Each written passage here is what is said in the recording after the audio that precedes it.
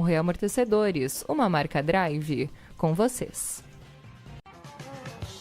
Muito bem. Vamos agora novamente ao Parque de Exposições Assis Brasil. Estamos com o prefeito Sebastião Melo na linha. Ele estava em visita à Casa da Band, lá no Parque de Exposições.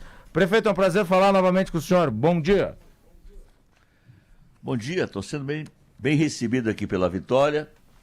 E um abraço a ti, Macalossi, nosso futuro prefeito de Farroupilha, e também ao Sérgio, né?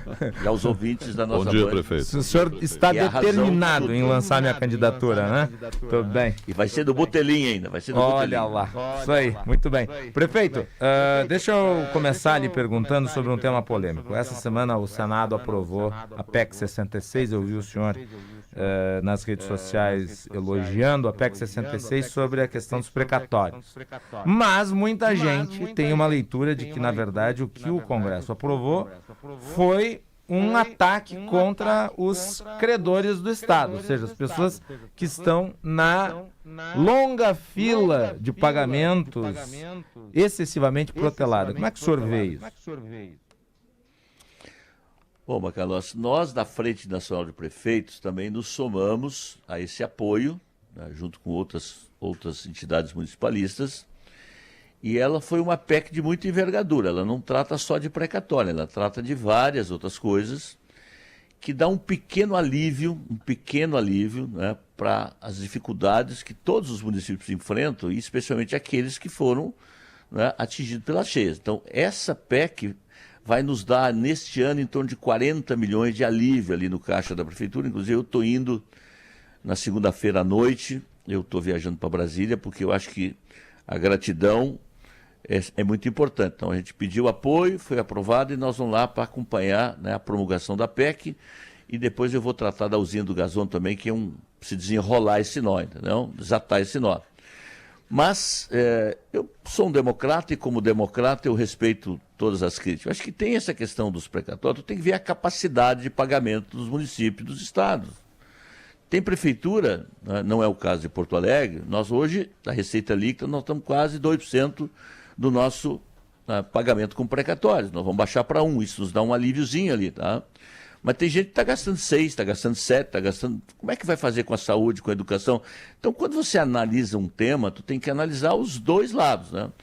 E eu acho também, quero dizer isso, tem uma indústria de precatória e de negociações paralelas também. Acho que esse assunto precisa ser tratado, né? Esse assunto precisa ser tratado aí, porque o nego tem aí um precatório, vende por 40%, por 20%, então tem gente ganhando dinheiro com precatório. Há muito tempo na história desse país. Então, acho que esse debate é importante, né? Tá, mas o aposentado que está lá com uma conta para ser quitada pelo Estado não vai ficar com prejuízo? Não, eu quero dizer o seguinte, nós alongou o prazo e tu colocou um limite, que é o limite orçamentário, porque agora, por exemplo, o Congresso Nacional vai votar o imposto de renda. E é justo, mas vai tirar 40 milhões da Prefeitura de Porto Alegre. Isso é uma nova lei Candir, porque vão criar lá um dispositivo que vão dizer que vão devolver o dinheiro. Sabe quanto é que vão devolver? De edição nunca, entendeu? Então, nós hoje gastamos 21% com saúde pública. Deveríamos gastar 15%. Como é que eu faço para esse cidadão que está na fila? O mesmo cidadão que tem um precatório é o cidadão que precisa da saúde. É o cidadão que não quer o buraco na porta da casa dele, que não quer o morador em situação de rua que tem que ser acolhido. Então, é uma escolha de Sofia muito difícil de fazer, entendeu? Então, eu acho que a PEC que enfrenta a questão dos fundos, por exemplo, se eu chegar no final do ano com superavitário do fundo, por exemplo, do FUMIP, eu posso usar aquele superávit, claro que aquele dinheiro tem que ser devolvido. Então, tem ali, né, na questão também das negociações, não é o caso de Porto Alegre, nas negociações de dívidas com o governo federal, né, do ISS, que também as prefeituras vão ter um prolongamento melhor, vai ter um juro melhor. Então, a PEC ela tem uma robustez, né? E é claro que aí botaram outras coisas, fiscais, arcabouço fiscal do governo federal. Bom, mas para os municípios, nós apoiamos essa PEC e achamos que ela é muito importante, não? Prefeito, o ano passado nós tivemos a enchente, gastos extras, tudo, e a Prefeitura fechou as contas com um déficit que em número redondo, 569 milhões. Quais são as projeções, considerando todo esse cenário que o senhor está trazendo aqui, Sim. Tudo isso que pode acontecer, projeções tanto para 2025, um ano que está indo aí para a reta final e está sendo um ano muito difícil para a economia, inclusive com redução já no crescimento econômico, e para 2026?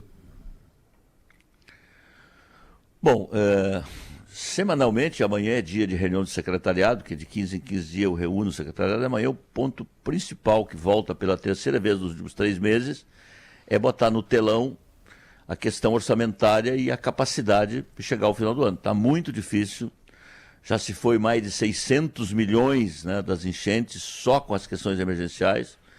Desses 160 milhões, né, 160 milhões veio da União, o restante do Estado não veio, praticamente zero, talvez zero, tá? Veio, talvez lá do Fundo da Defesa Civil, alguma coisa que foi do Judiciário.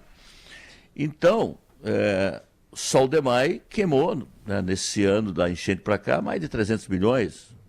Você imagina, né, os gastos que nós estamos tendo para botar de pé o sistema, né, que não é nenhum sistema novo, é um sistema velho, porque a cidade não pode parar. As casas de bombas, eu não tenho nova ainda, mas eu tenho casas que estão funcionando melhores hoje, que tem geradores, sugadores, são 40 caminhões de sugadores, são 1.000 quilômetros de rua desentupida, entendeu? Nós temos 300 equipamentos detonados, sendo que mais de 100 desses é só do próprio DEMAI. Então, a situação financeira é bastante complicada para nós. Mas a prefeitura vai conseguir honrar os compromissos esse ano? Não, nós vamos honrar o compromisso, mas vamos chegar com déficit no final do ano. Não tem como não chegar com déficit. Já tem uma estimativa, prefeito? Já tem uma estimativa. Não, ainda não, porque amanhã tem ainda e vou fazendo esse balanço mensalmente. Mas veja, os anos anteriores, eu já estava pagando, por exemplo, o 13º, a metade no meio do ano. Esse ano não foi possível, então pedi compreensão aos servidores, não tem como pagar, entendeu? Então nós temos 2 folhas no final do ano, porque a folha normal, uma folha de pagamento em Porto Alegre é 150 milhões, não? Então o gasto da Previdência, juntamente com a folha de pagamento, ela vai 5 bilhões e 500 por ano, né? Então vai dar quase a metade do orçamento. Então, e depois tu tem vinculação à educação, saúde, enfim. Então chegaremos com déficit no final do ano, não? Sim. Prefeito, existem instrumentos para se aumentar a arrecadação. Uma é ampliar a base, a outra é elevar tributos. O senhor se comprometeu em não elevar tributos, considerando a situação, que é uma situação inédita, extraordinária, uma situação que não estava prevista, o senhor vai manter esse compromisso? Sim, não vou aumentar imposto. Nos 4 anos passados, nós reduzimos 62 impostos. Agora nós estamos numa fase, né, de adaptação à nova reforma tributária. Essa fatia da pizza que vai definir, né, a arrecadação dos municípios, ela conta de 2018, 2019 até 2026, então nós estamos numa fase de ampliar a arrecadação, porque a questão do consumo, ela só vai efetivar 100% lá em 2079, então é uma reforma tributária cinquentona, né? Então imagina o seguinte, nós vamos levar 2080, 79 para completar a reforma tributária, que vai ter 200 reformas dentro dessa reforma. Então eu não vou subir imposto, nós temos pela frente, eu tenho reunião marcada para a semana que vem para discutir a planta de valores de Porto Alegre, que é uma decisão que eu tenho que também rever, tá? Tem desse pacote, eu quero discutir um incentivo fiscal para o centro histórico, porque fui o prefeito nesses últimos 40 anos que mais investimos no centro, mercado público 12 milhões, Esqueletão 8 milhões, Viaduto Otávio Rocha 17 milhões, Usina do Gasômetro 23 milhões, e aí vai indo, né? Então, quadrilátero central, né, bastante dinheiro também, que são as 9 ruas, quer dizer, agora, tudo isso não mudou muito a ambiência do ponto de vista de moradia no centro, ativação econômica. Então eu estou disposto a fazer um programa fiscal, usando os instrumentos que tem, que é o ISS, e usando também o IPTU, para ver se eu incentivo pessoas a transformar ainda mais moradias hoje, salas de hoje comerciais e residenciais, e atrair moradias no centro, porque morar onde tem equipamento público é o de melhor. O difícil é você fazer uma moradia onde não tem cidade, né? Uma coisa, não há moradia sem cidade. Então, eu quero continuar, especialmente nesses 2 territórios, né? 4º distrito e centro, incentivo para que as pessoas, né, se sintam atraídas para esses territórios. Não? O senhor citou o DEMAI aí com 300 milhões de gastos, mas no ano passado a prefeitura, o senhor concedeu uma isenção ali por 3 meses para os atingidos diretamente pela enchente. Correto. A isenção do pagamento da água para o DEMAI. Foi uma medida correta, prefeito, ou agora se olha para trás não deveria ter sido feita justamente para não ter esse déficit? Correto. Foi, Stock, foi correto. Nós tínhamos os instrumentos que nós tínhamos e temos, o ISS e o IPTU. Né? Então, o que a gente fez? O IPTU e a água, na água eu isentei aqueles 3 meses e depois isentei mais alguns meses, porque as pessoas tinham que lavar suas empresas, suas casas. Eu não podia cobrar das pessoas para aquilo que ela não deu causa. Ela não deu causa para a casa dela ser invadida, está cheia de barro, então não podia cobrar essa água. A mesma coisa eu fiz, dos 30% do território atingido, 50% havia pago o IPTU lá, que geralmente é o que acontece no início do ano. Então eu devolvi para aqueles que tinham pago, isentei aqueles que não tinham pago a partir de maio até o final do ano e estou devolvendo esse ano, já devolvemos esse ano, nas contas daqueles que tinham pago antecipadamente. Então não tinha como não fazer, porque o desenvolvimento econômico passa pela ativação também dessas áreas atingidas. Quer dizer, se tu não tem atividade econômica, tu tem mais desemprego, tu tem mais miséria, tu tem mais moradores de rua. Quer dizer, então você tem que ativar a cidade economicamente. Então, o que eu podia fazer, eu fiz. E aí entrou o Pronamp, que fez parte, entendeu? E aí foi indo, cada um fazendo a sua parte nessa governança tripartite, entendeu? 10 horas e 30 minutos, nós vamos estender um pouco o tempo do Jornal Urgente, no horário do Manhã Bandeirantes, para aproveitar a presença do prefeito Melo na Casa da Band, na Expo Inter. Prefeito, mudando um pouco o assunto, falando sobre segurança pública, Porto Alegre apareceu muito bem colocada no ranking do CLP, Centro de Liderança Pública, em termos de segurança. E me parece bastante evidente a melhoria dos indicadores na capital. Não, nós estamos vivendo a Pax social ambicionada. Mas, sem sombra de dúvidas, nós estamos num cenário muito diferente de uns 7, 8 anos atrás, em que havia uma quantidade considerável de crimes na capital. Existe uma política estadual de segurança que me parece muito efetiva. Os indicadores do Estado são todos eles crescentemente positivos em relação à temática da segurança, mas a capital tem um conjunto muito grande de pessoas. A população de Porto Alegre é muito maior do que a das demais cidades. E daí eu lhe pergunto, qual é a parte da prefeitura nesse resultado? Olha, eu quero falar um pouquinho de segurança e sensação de segurança. Sim. Desde que eu sou prefeito, eu utilizo de pesquisas para governar, né? Não posso governar sem cientificamente saber o que está acontecendo. Não tem nenhuma pesquisa até hoje, de 2021 até agora, que a pauta principal do cidadão é segurança pública. Bom, o que evoluiu, né? Eu, quando assumi a prefeitura, nós temos milhares de câmeras, né, espelhadas no SEIC e que dá, evidentemente, um cercamento eletrônico muito importante para a cidade. E essas burocracias, coisa que eu tenho nojo de burocracia, eu, de ofício, não foi nem a pedido do governo do Estado, disse, bem cá, mas que história é essa? O Ikeda era o secretário. Eu automaticamente dei acesso à segurança estadual, automaticamente, para que todas essas câmaras fossem espelhadas na sala de situação do governo do Estado, e eles podem, então, e esta é uma razão principal do redução de furtos de veículos em Porto Alegre.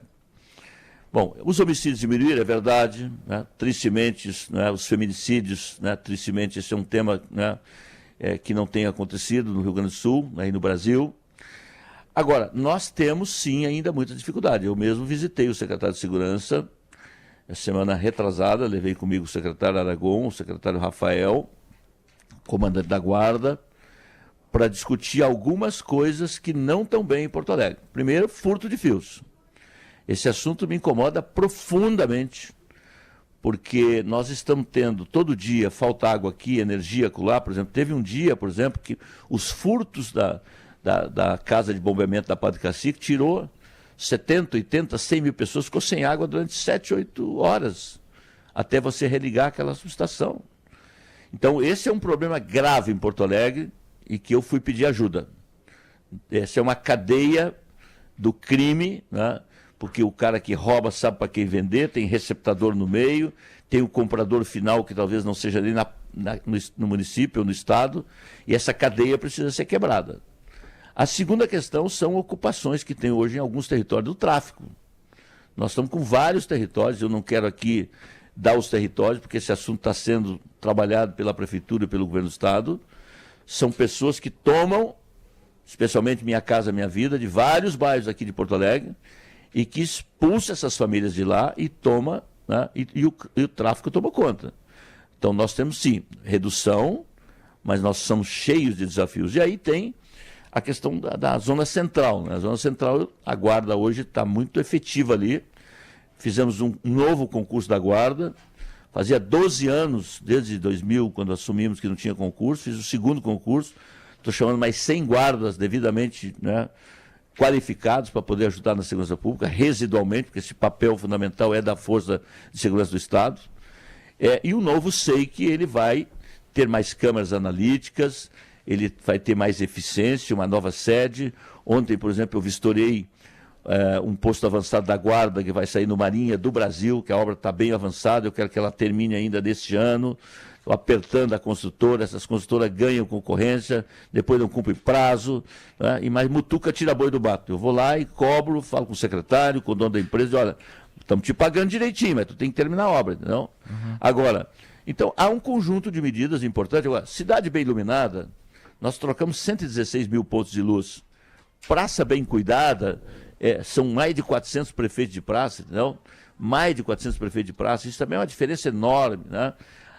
As questões culturais que tem nos espaços públicos. E agora, eu também quero agradecer aqui o governo federal, me cedeu aquele terreno ao lado do viaduto ali da Conceição, e já estou lá com um container sendo instalado, vai ser um posto avançado de todo o centro avançado, vai ser ali a base avançada da Guarda Municipal, porque ali estava virando uma Cracolândia, né? E ali eu vou vistoriar esta obra semana que vem, e segurança pública também é com o município.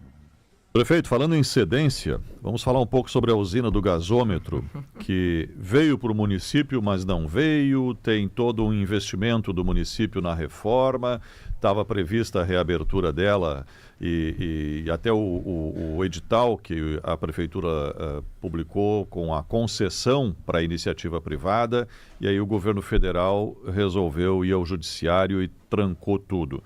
Qual é a situação real da usina do gasômetro depois de tanto investimento? São milhões de reais investidos ali num prédio histórico de Porto Alegre, tombado, que não se pode tomar nenhuma outra iniciativa, e agora parece que não pode ser concedido também a iniciativa privada? Vocês estão me fazendo só boas perguntas. Aliás, vocês são bons jornalistas.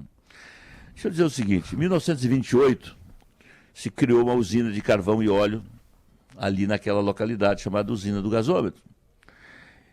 Em 74 essa usina foi desativada, porque como é que vai ter usina de carvão e óleo naquela época, imagina agora. Então aquele bem se tornou inservível para essa finalidade. Foi quando eu me lembro, isso em 78, quando eu cheguei em Porto Alegre, houve um grande movimento cultural de transformar a usina do gasômetro, né, num espaço cultural. O prefeito, se não me engano, era o Vilela na época, né?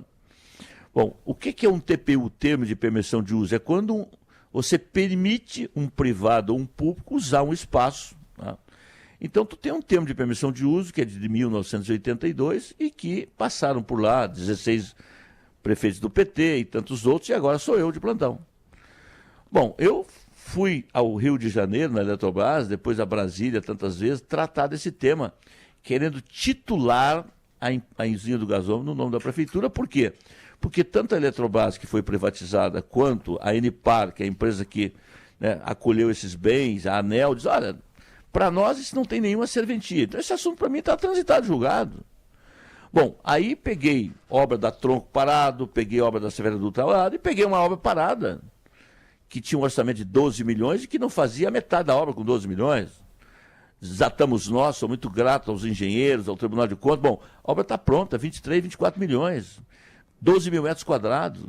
E aí lancei uma PPP vitaminada. O que é vitaminada? Eu vou botar dinheiro público. Porque lá eu quero botar 3 cafeterias, quero botar um restaurante, né, bonito lá em cima, tem banheiros, tem que cuidar, né, da segurança pública para não depredar. Bom, aí, mas o espaço é cultural. Então, a regra do jogo é ser 100% entrada gratuita, você ter mais de 100, digamos assim, dias do ano só para os artistas locais fazer as suas atividades, né, culturais. Bom, e um gestor privado que seja mais moderno, que quando queima uma lâmpada ou tem que arrumar um banheiro, tu não tem que estar fazendo uma licitação. Bom, aí fiz isto, para minha surpresa, movimentos, resquícios eleitorais, pequeno, porque eu acho que quem ganha a eleição tem que governar, quem perde tem que disputar a próxima eleição. Tá? Movimentou 200 petições do Ministério Público, para dizer não, pode fazer. Bom, aí, para minha surpresa, recebi uma manifestação, a Advocacia Geral da União entrou com uma ação e pediu uma liminar.